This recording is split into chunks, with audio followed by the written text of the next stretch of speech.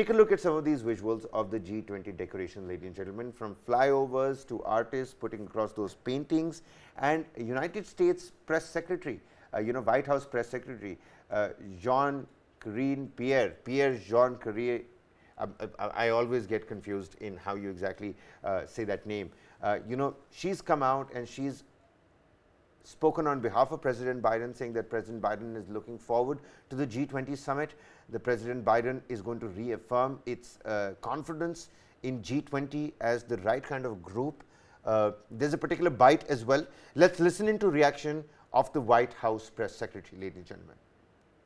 He's going to reaffirm, the President will reaffirm the U.S. commitment to the G20 as the premier forum of economic cooperation globally.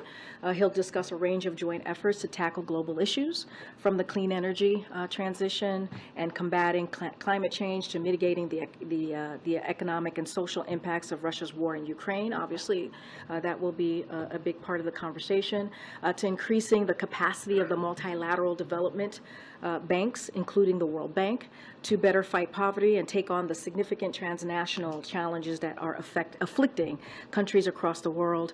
So we have a packed agenda, as you can imagine, and we'll have more to share in the coming days. And again, any bilateral or meetings that could potentially happen around the G20, we certainly will share that with all of you.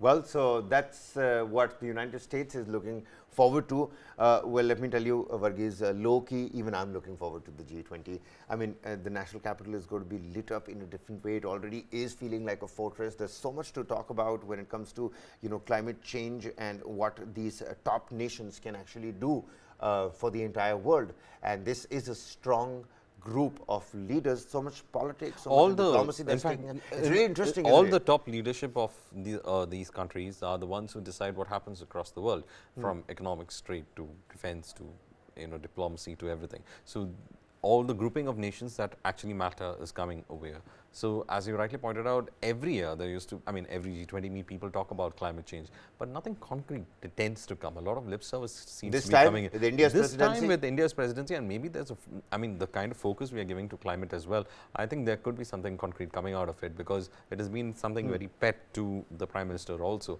So let's see how it functions. Right. But international trade, of course, will be the focus point of everything. Absolutely. Trade, commerce, that capitalist reflex can't seem to do away with it now, can we?